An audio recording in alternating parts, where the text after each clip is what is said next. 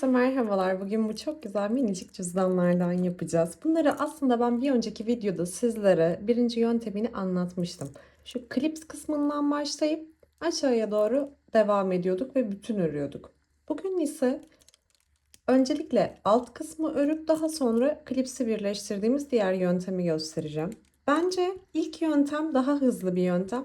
Ama eğer ki iki kişi yapıyorsanız, mesela biriniz altları örüp biriniz birleştirmeyi yaparsanız belki sizin için daha hızlı olabilir diye bugün ikinci yöntemi de göstereceğim. Birinci yöntemi sağ tarafa bırakıyorum. Tıklayarak ulaşabilirsiniz. Bu cüzdanları nerede kullanabiliyorsunuz? Bu cüzdanları hediyelik olarak kullanabiliyorsunuz. Bu cüzdanları yapıp satabiliyorsunuz. Nikah şekeri olarak, baby shower hediyesi olarak, nedimelerinize hediyelik olarak hazırlayabiliyorsunuz. Mesela şu şekilde içine bir Nedime bilekliği koyarak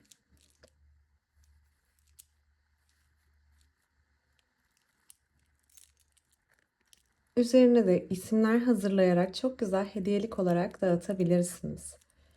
Nedimeleriniz de daha sonrasında hediyelerini içinden alıp bunu para cüzdan olarak kullanmaya devam edebilirler.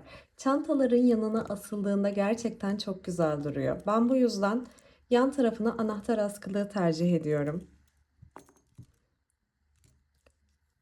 Klipsleri bulmak biraz zor. Eminönü'nde satılıyor ama çoğu iş yerinde şu anda bulunmuyor. Özellikle gold rengini bulmak biraz zor. Bu 5,5 santimlik olan model, gold model. Silver'larını ve 6 santimlik olanlarını biraz daha kolaylıkla bulabilirsiniz ama bu da bulunmayacak bir şey değil. 40 liraya falan temin edebiliyorsunuz.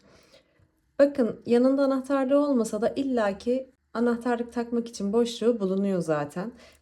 Bu anahtarlıklar da eğer ki yanında değilse 1 veya 1,5 lira gibi bir fiyata satılıyor diye biliyorum. Bunları da zaten klipsi bulduğunuz yerden temin edebilirsiniz. Ben boncuklarımı da Eminönü'nden aldım. Şöyle mümkün olduğunca az şeperli ve parlak boncuk tercih ediyorum. Bunlar da kalite değişiyor. Bu birinci kalite diye geçiyor. Kaplama ürün diye geçiyor aynı zamanda.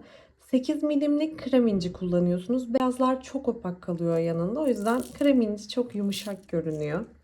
Bir de misina kullanıyoruz. Misinayı da 0,5 milimlik tercih ettim. 0,6 ile de denedim. 0,5 ile çalışmak bana daha kolay geldi. 0,4 ile çalışanlar da varmış ama ben hiç kullanmadığım için herhangi bir yorum yapamıyorum şu anda. Bir taneye ortalama 220 civarında falan boncuk gidiyor eğer ki yanlış saymadıysak bizde. Yani benim aldığımda 1 kilosu 300 liraya almıştım ben boncuklarımı. İçinde 4200 tane var dendi. 4200 taneden de 24 tane minik çantam çıkmıştı benim. Maliyetlerini buna göre hesaplayabilirsiniz. Bunu satan yerler var, organizasyon şirketleri var. Yapıp onlara verebilirsiniz. Etsy üzerinden kendiniz satış yapabilirsiniz. Hatta belki Etsy üzerinden nasıl mağaza açabileceğinize dair bir gün yine onunla ilgili de bir video çekerim sizlere. Ama ev hanımları için gerçekten çok güzel bir platform. Hadi hemen ikinci yöntemi nasıl yapıyoruz ona geçelim. Misinamı çalışırken beni yormayacak uzunlukta kesiyorum. Çünkü zaten istediğimiz her yerinde ekleme yapabiliyoruz. Bir önceki videoyu izlediyseniz eğer klips üzerinden başlamıştık yapmaya. Bu sefer direkt olarak öreceğiz sadece. İlk başlangıcımda zaten mantığım bunu yaparken misinada dörtlü öbekler oluşturmak. O yüzden ilkinde 4 tane boncuğumu misinamı takıyorum. Dördüncü taktığımın içinden misinanın diğer ucunu çapraz olarak geçiriyorum. Ve iki ucunu eşit tutarak aşağıya çekiyorum. Bu benim ilk öbeğim, ilk motifim. Şimdi zaten dörtlü öbekler yapıyoruz demiştik hatırlarsanız. Bir tanesi şu an burada. Herhangi bir tarafına, ne taraf olduğu fark etmez, bir tane, diğer tarafına 2 tane boncuk geçiriyorum. İkincinin içinden bir tane taktığım yöndeki misinayı çapraz olarak tekrar geçiriyorum. Mantığım tamamen şu düzlemde ilerliyor. 4 tane boncuk olacak ve dördüncünün içinden her zaman 2 ip çapraz geçecek. Bir tane bir tarafına geçirdim. 2 tane diğer tarafına geçirdim. İkincinin içinden diğer ipimi çapraz aldım. Bakın şu anda 3 tane sıralı motifim oluştu. Bu şekilde 12 tane motif oluncaya kadar ilerliyorum. 12 tane motifimi yaptım. Şu şekilde ara boşlukları sayarak 1, 2, 3, 4, 5, 6, 7, 8, 9, 10, 11, 12. Nerede kaldığınızı hatırlayabilirsiniz. Şimdi şöyle gösterirsem çok daha iyi olacak. Modelimizin düz hali bu şekilde.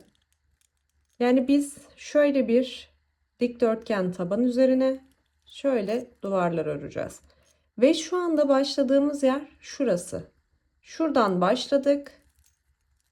Şurayı şöyle ördük. Şimdi bu kapanma payını içine kattığımız için bakın burada bir tane motifimiz eksik ve bu boncuklar birbirine bağlı değil. Şimdi bunu nasıl yapacağız? 12. motifte ve biz buradayız.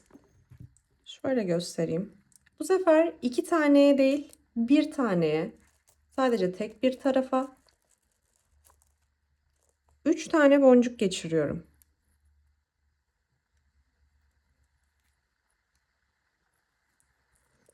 Ve boncuk geçirdiğim misinamı bakın aynı boncuğun içinden geri çıkarıyorum. Ve 13. öbeğim üstte oluştu. İplerim şu anda altta misina. Ve ben ya bu tarafa ya bu tarafa devam edeceğim. O hiç önemli değil. Mesela şimdi bu taraftan devam edelim. Buradan devam edeceğim için bu boncuğumun içinde olması gerekiyor misinalarımın. Hemen sağ tarafta kalan misinayı devamını oluşturacağım boncuğumun içinden geçirdim. Bunu da yürüterek o tarafa devam ettiriyorum. Altın kural, ne tarafa devam edecekseniz misinalarınız o tarafa bakan boncuğun içinde karşılıklı çapraz olarak durmak zorunda. Misinalar hiçbir zaman yan yana durmayacak. Her zaman bir boncuğun içinde çapraz olarak diğer taraflarda duracak. Şimdi bakın artık bu tarafa devam edebilirim. Şimdi ben bu tarafa devam edeceğim ama böyle uzun gitmeyeceğim. Böyle aşağıya ineceğim. Bunu sağlamak için de yani aşağıya gitmek için şuradaki boncukta ipimin kalması gerekiyor ki aşağıya doğru devam etsin. Yani bu da demek oluyor ki soldakine 3 tane boncuk takacağım.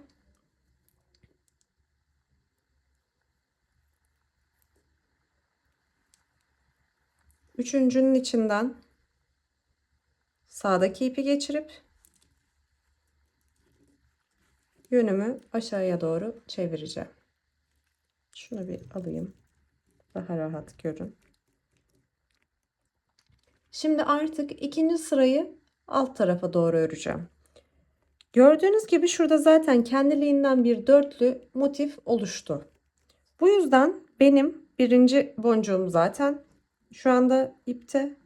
İkinciyi sağdaki duvardan geçiriyorum. Ve eksik kalan 2 taneyi de sol taraftaki misinama takıyorum. İkinciden diğer misinamı çapraz olarak geçiriyorum. Bakın ikinci sıramın ikinci motifi oluştu. Ve bunları yaparken lütfen hep böyle sıka sıka devam edin. Yine sağdaki taraftan ilk gelen boncuğun içinden geçirdim. Soldaki ipime 2 tane boncuk taktım. Sağdaki ipimi ikincinin içinden çapraz aldım.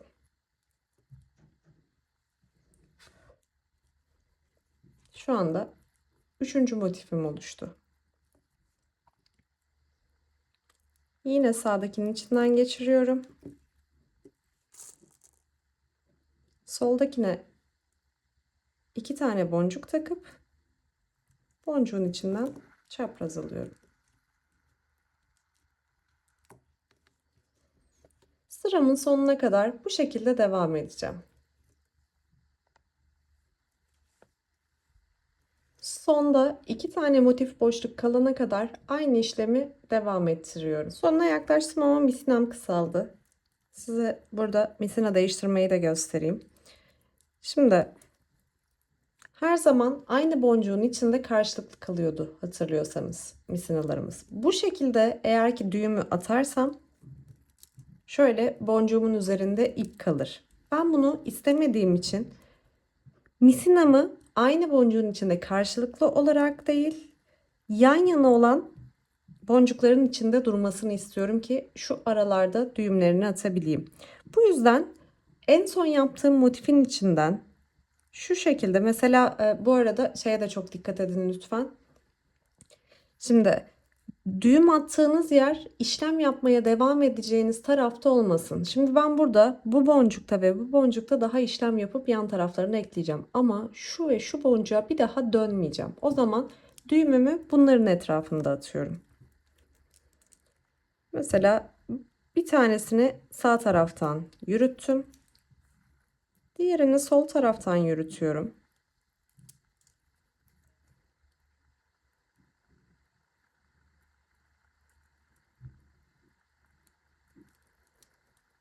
Ve bakın şu an bu boşlukta misinalarımı buluşturdum.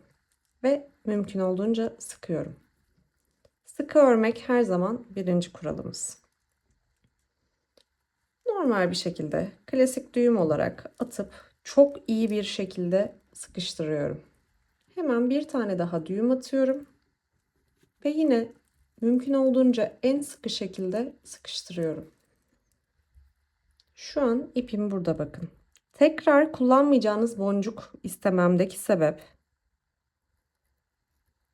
boncuğun içinden misinanın bir ucunu geçirip şöyle çekerek o düğümü boncuğun içinde yok ediyorum. Yani mesela siz bu boncukta tekrar işlem yapacak olsaydınız içinden tekrar misinayı geçiremezdiniz. Çünkü içi düğümle tıkandı şu anda. Bu yüzden buna dikkat edin. Makasla veya mesela ben temiz bir tırnak makası kullanıyorum. Şu şekilde en kısa yerden misinayı kesiyorum. Ve düğümü boncuğun içine hapsediyorum. Şimdi kaldığım yerden yeni misinayla devam ediyorum. Misina çok uzun olunca çalışmanızı kısıtlıyor. Aslında normalde bir tık daha uzun bırakıyorum da size anlatırken daha kolay anlatabilmek için ben biraz daha kısa misinalar kullanıyorum. Şimdi ben eğer ki kesmeseydim en son burada kalmıştım hatırlıyorsanız. Ve yine aynısının içinden bakın misinamı geçirdim. Sanki hiç düğüm atmamış gibi aynı yerdeyim şu anda. Ne yapıyordum? Bunun içinde bitirdiğimde bir önceki motifimi sağdaki boncuğun içinden geçirip soldakine 2 boncuk takıp ikincinin içinden de diğer misinayı çapraz olarak geçiriyordum. Yine aynılarını yaparak motifimi sanki hiç yarım kalmamış gibi devam ediyorum. Sadece sürekli ilk iki motifte özellikle mesela bir tane daha, gerçi çok az kaldı zaten sıranın sonuna. Her motifte en başlarda bir iki üç motifte bunu yaparken iki ucu birlikte tutup çekin ki misina çünkü başka bir yerde sabit olmadığı için kayacaktır. Bir taraf çok uzun bir taraf çok kısa kalmasın diye yapıyoruz bu işlemi. Şöyle bakın iki ucunu bir tuttum ve motifi çektim. Bir tane normal motifim kalmış.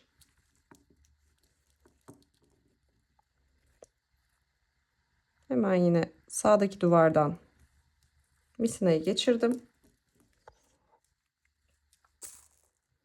Soldakine 2 boncuk taktım.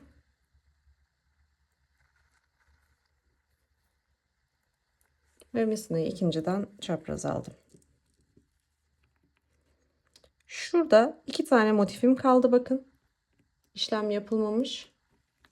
Buradan da sayacak olursanız eğer 1, 2, 3, 4, 5, 6, 7, 8, 9, 10 tane ikinci sıraya motif yaptım. Yani ben şu an neredeyim? Ben şu an buradayım. Bir tane daha yapacağım. Sonuncuyu boş bırakacağım. Sonuncu da olmayacak. Ama şimdi bunu da yaparken sonuncuyu, şimdi burada bitirdim. Ama bakın bu boncukta bitmemesi lazım. Burada bitmesi lazım ki bu taraftaki sıraya devam edebileyim. Bunu da nasıl sağlayacağım? Şu boncukta bitmesi için sağdaki duvara misinayı geçireceğim.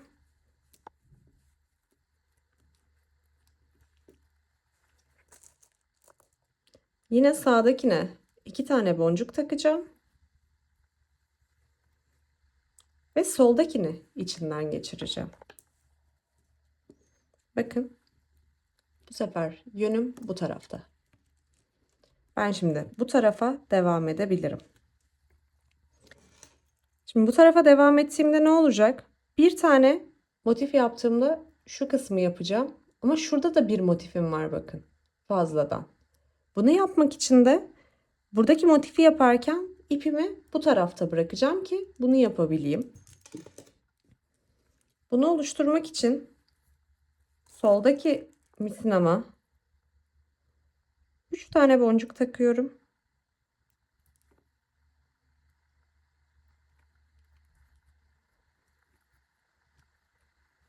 Sağdaki misinamı 3. boncuğun içinden geçiriyorum.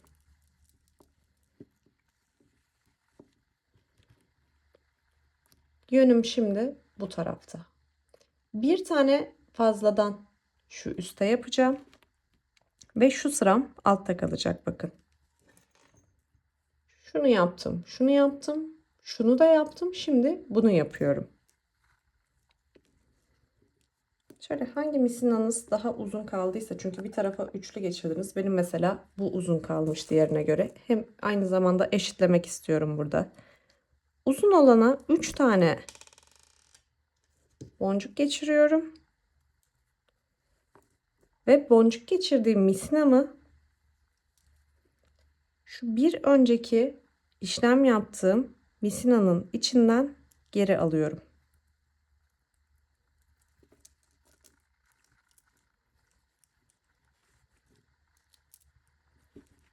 Şöyle sıkıştırdığınızda oturacaktır. Ve şu an 2 tane tepe noktası tamamlandı. Nereye devam edeceğim? Şuraya devam edeceğim ama şu an misinalarım bu boncuğun içinde. Hemen birini sağ taraftakini sağ taraftaki boncuğun içinden,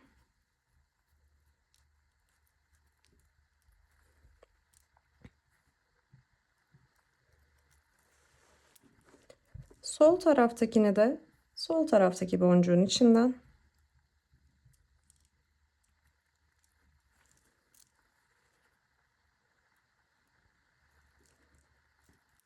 geçiriyorum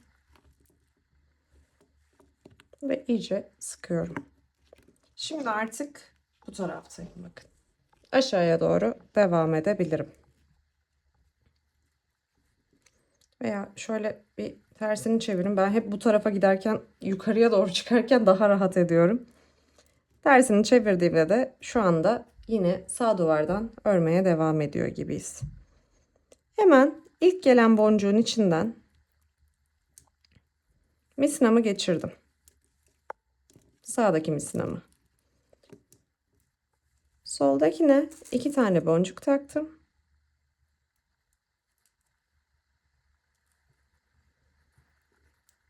Ve sağdaki misinayı ikinci taktığım boncuğun içinden çapraz geçirdim.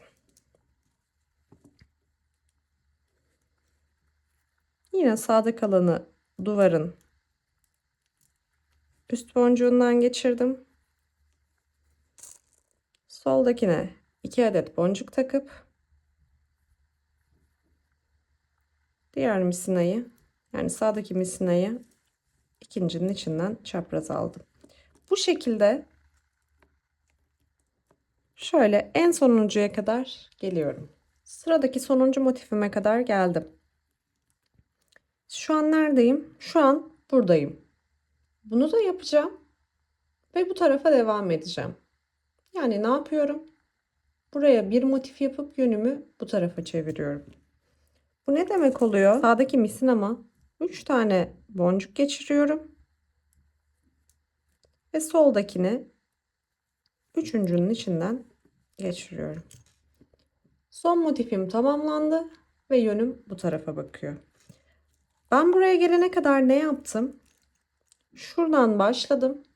Şurayı, şurayı ve şurayı ördüm. Yani benim şu kısmımla şu kısmım kaldı şu anda. Şöyle bakın 1, 2, 3, 4 tane motifim var. Ama sonrasında bu tarafa dönüyorum. Yani burada köşe var. Sonra yukarıya devam edeceğim. Hemen bu 4 tane motifi yapalım ve nasıl döneceğimizi, nasıl köşe yapacağımıza bakalım. Motifi yapmak için yönüm aşağıya bakacak. O yüzden şu yukarıdaki ipime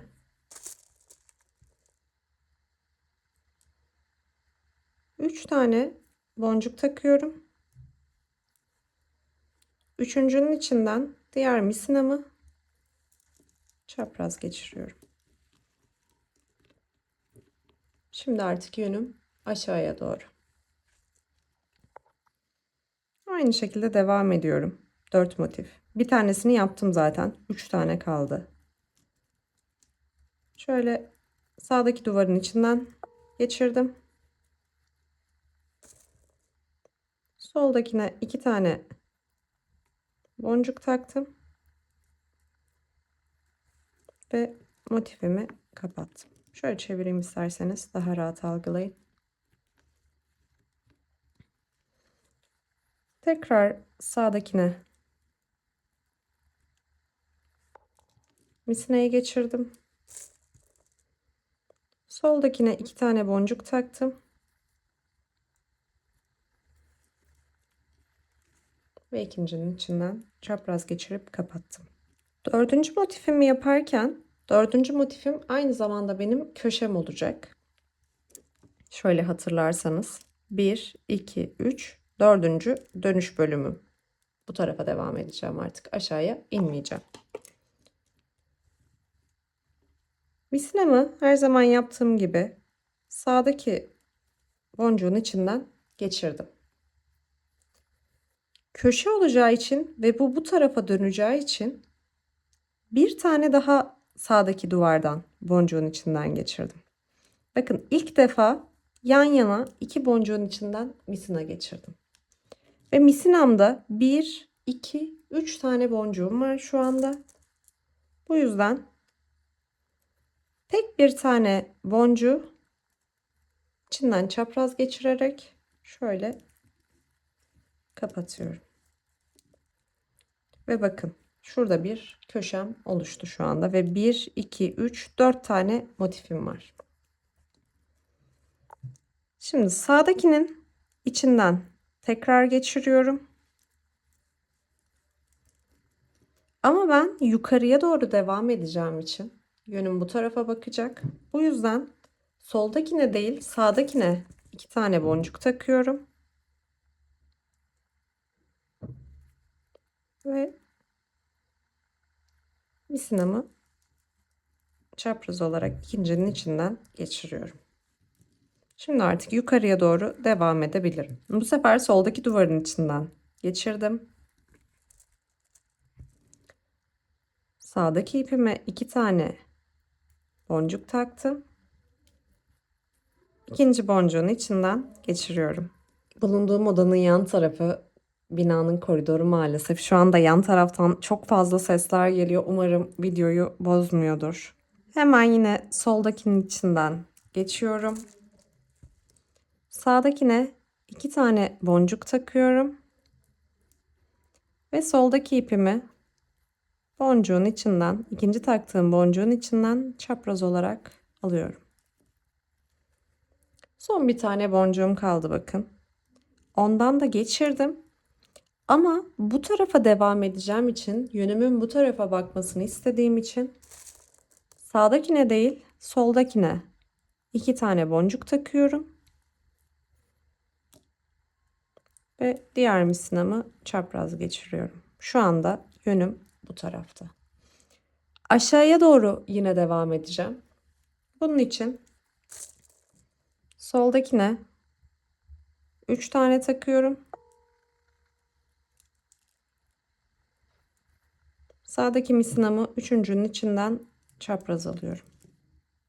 Yine yönüm aşağıya döndü bakın. Sağdakinden geçirdim. Soldakine 2 tane taktım. Ve sağdaki misinamı ikincinin içinden aldım. Misinam da kısalıyor. Bu sırada ben artık misina değiştireceğim. Aslında çok az yerim kalmıştı ama misinam yetmeyecek. Yine ikincinin içinden geçirdim. Şu dönüş yerini size daha rahat anlatabilmek için onu yeni misina ile yapacağım. İpi nasıl değiştiriyorduk? Bir kez daha göstereyim. Karşılıklı olarak düğümlemiyoruz. Yan yana düğümlüyoruz. Bu yüzden yan yana gelecek şekilde ve bir daha işlem yapmayacağım boncuğun yanında düğümün olmasını istiyorum. Bu yüzden bir tane sağdakini geçirdim. 2 tane de soldakini geçireceğim. Şu arada buluşturdum bakın. Mümkün olduğunca sıkıyorum ve düğümümü atıyorum sıkı bir şekilde. Üst üste 2 düğüm yapıyorum. Açılmaması için ikisini de ayrı ayrı çok sıkıyorum. Misinalardan birini bir daha işlem yapmayacağım. Şöyle geçirebilirim mesela. Şunun içine bir daha dönmeyeceğim. Boncuğun içinden geçirdim. Çektim. İçinde bakın kayboldu. Şöyle bir tırnak makası yardımıyla veya çok ince uçlu bir makas yardımıyla mümkün olduğunca en kısa noktadan koparıyorum. Hemen yeni misinaya geçiyorum. Çok az bir sıram kaldığı için kısa bir misina kullanacağım. Nerede kaldım? Şu boncuğun içinde kaldım ben. Koparmasaydım buradaydım. Şimdi bakın zaten alt duvara geldim. Yani bu birinci öbeğin. Bu ikincisi ve bu da üçüncüsü.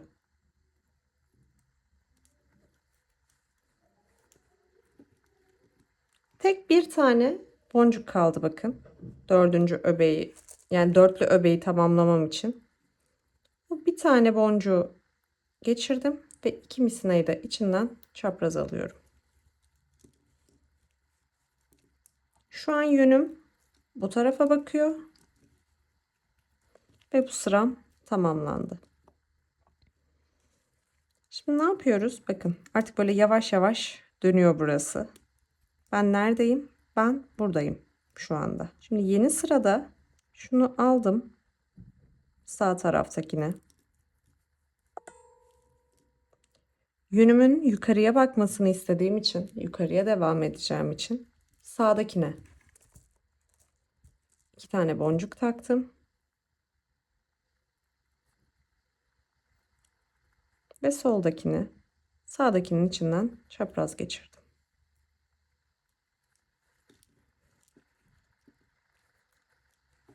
Şu an yönüm yukarıya doğru. Hemen soldakinden geçiriyorum.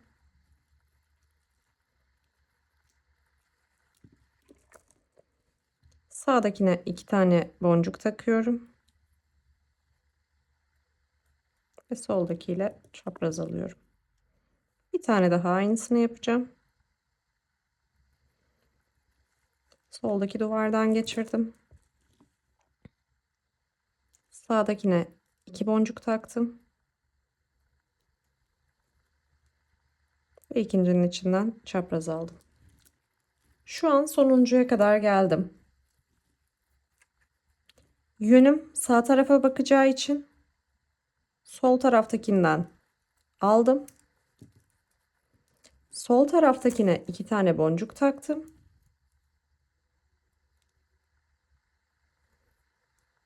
Ve sağdakini içinden çapraz geçiriyorum. Sıram bitti. Yönüm aşağıda. Bakın. Şimdi şurayla birleştirerek devam edeceğim. Artık çünkü sonuncu sıradayım. Soldakine bir tane takıyorum. Ve şu duvarla birleştireceğim için duvarın hemen en başındakinin içinden de geçiriyorum. Sol misinamı. Ve bir tane de boncuk takıp sağdaki misinamı taktığım boncuğun içinden çapraz alıyorum. Bakın burası birleşti. Şimdi aşağıya doğru devam edeceğim. Sağdakinin içinden sağdaki misinamı geçirdim. Soldaki duvarın içinden bakın. Soldaki misinamı geçiriyorum. Ve bir tane tek boncuk kullanarak bunları kapatıyorum. Tekrar sağdakinden geçirdim. Alan daraldıkça çalışma konforu maalesef kaçıyor. Şöyle soldakinin içinden de soldakine geçirdim.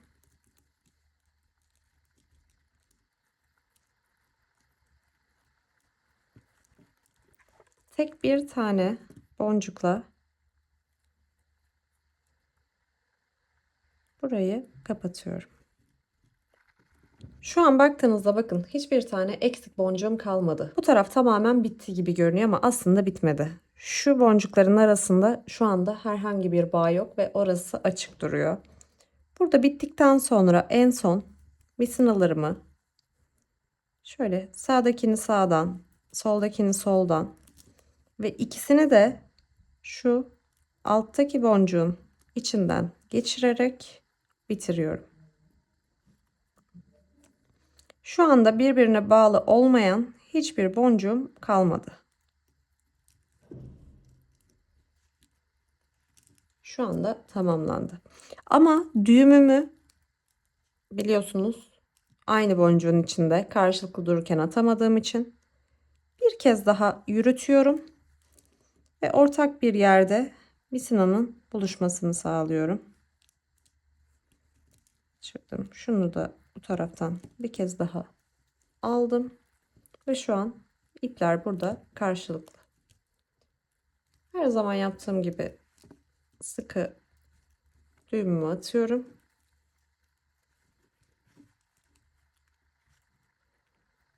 Ve en yakın boncuğun içinden da şu daha müsait misinayı çekiyorum.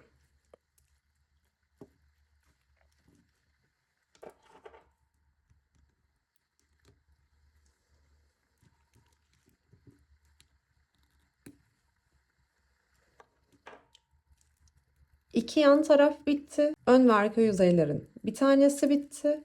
Şu an sadece şu kısmı kapatmak kaldı. Az önce nereden başlamıştık? Hatırlıyor musunuz?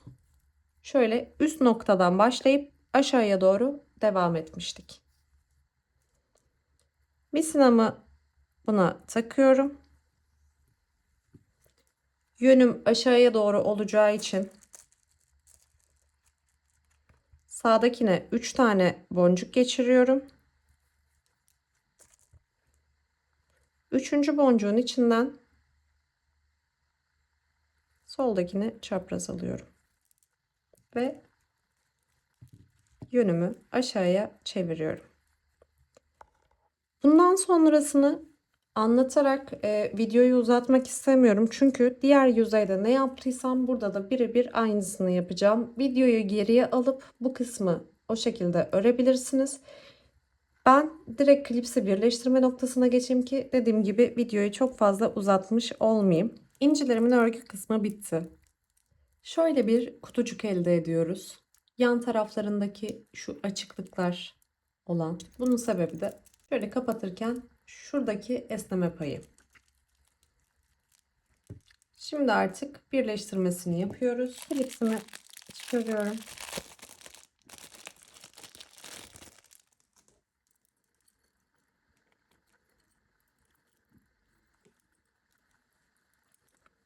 Ben işlem yaparken şu kısmını açıyorum ki misina dolanmasın, daha rahat çalışabileyim. Sonra geri takıyorum.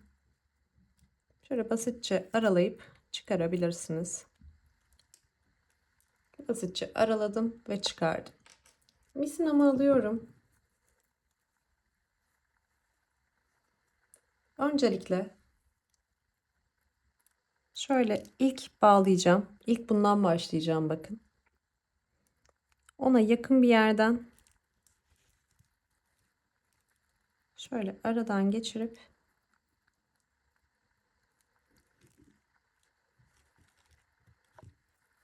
düğüm atıyorum.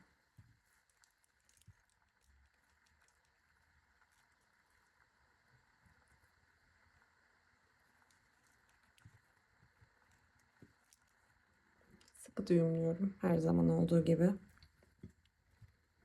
İkinci düğümümü de atıyorum.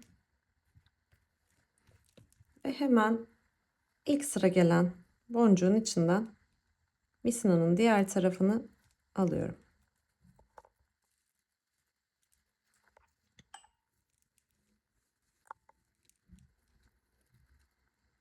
Şöyle içine hafif çektirip şuradan ucunu kesiyorum. Şu tepe boncuğun içinden de geçiriyorum. Birleştirme yapacağım boncuğum bu çünkü benim.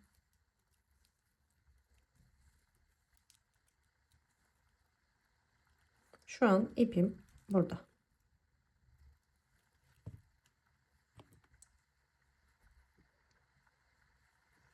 Şöyle üzerine kapattığınızda bakın. Bu boncuğa denk gelen şu boşluk. İlk boşluk. Hemen onun içinden misinamı alıyorum.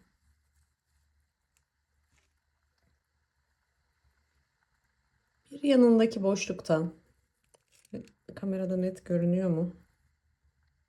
Şu boşluktan misinayı aşağıya geri yolluyorum.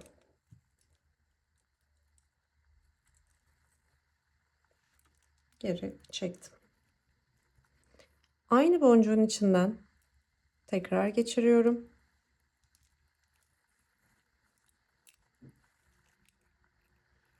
Bakın şu anda gayet sık oldu burası.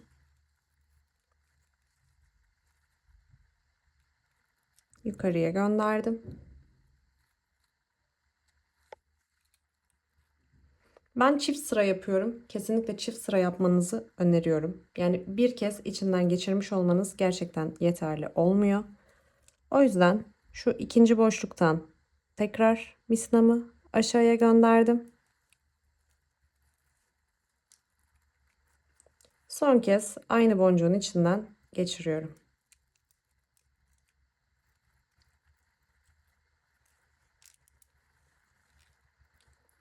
Tekrar sıkıyorum.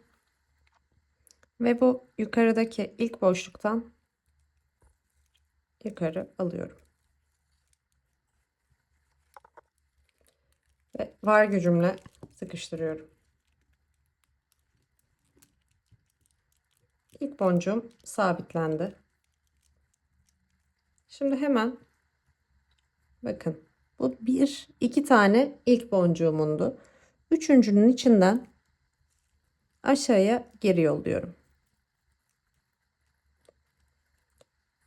Boncuğun sağ tarafından misinayı içeriye sokuyorum ve ilk delikten geri gönderiyorum. yukarı ve sıkıyorum.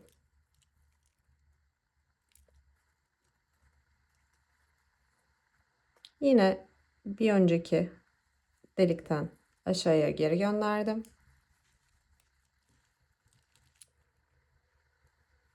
Boncuğumun içinden geçtim.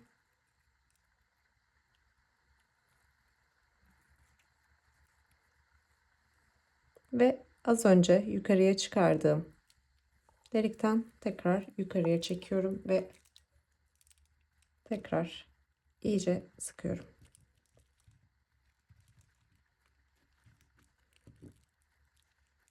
İkinci boncuğum da sabitlendi. Hemen yandaki 5. deliğe denk geliyor yani bu. Aşağıya misinamı aldım. Boncuğun içinden geçtim. Bir sonraki delikten yukarıya gönderdim ve sıktım. Tekrar bir önceki delikten aşağıya alıp boncuğun içinden geçiriyorum.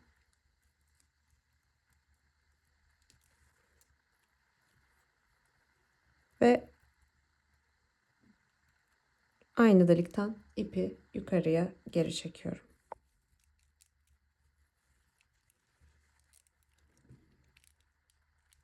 İyice sıkıyorum. Üçüncü boncuğum da sabitlendi. Yine aynı işlemi yaparak sonuncuya kadar geliyorum. Sonuncu boncuğumun ikinci turunu içinden geçtim. Şöyle misinayı yukarıya geri gönderiyorum. Ve sıkıyorum. Şimdi normalde sıram burada bitmiş olması gerekiyor ama ben düğümü yukarıda atmayacağım. O yüzden tekrar misinayı aşağıya gönderdim.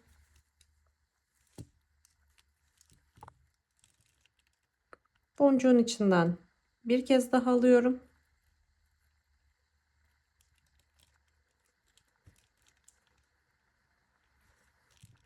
Düğümün şuralarda falan kalmasını istediğim için birazcık yürütüyorum.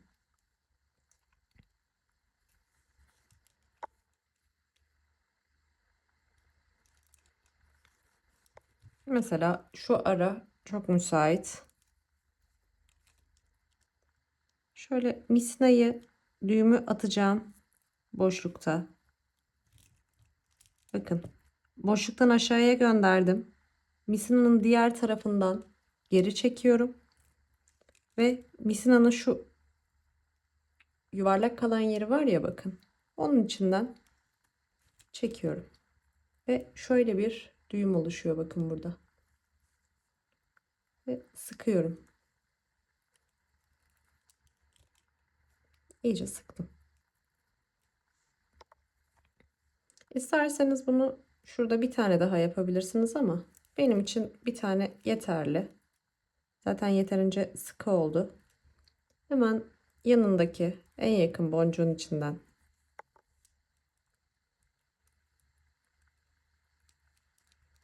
aldım ve kesiyorum. Bu tarafı sabitlendi. Aynı işlemi birebir diğer tarafına da yapıyorum. Diğer tarafını da yaptım. Şu anda cüzdanım tamamlandı. İlk kapatırken tamamen düzgün kapanmıyor. Bu kesinlikle moralinizi bozmasın. Çünkü biraz kimi kısımların esneme payı oluyor. Bunlar da misina zamanla esnedikçe oluyor. Birkaç kez kapattıktan sonra bu oturur. Şöyle iki yandan bastırıp ortaları dışarıya ittirerek kapatmayı deneyebilirsiniz. Şu an bile kusursuz kapandı. Zamanla daha güzel kapanacaktır. Anahtarları çıkarmıştık hatırlıyorsanız ilk çalışırken. Hemen geri taktım.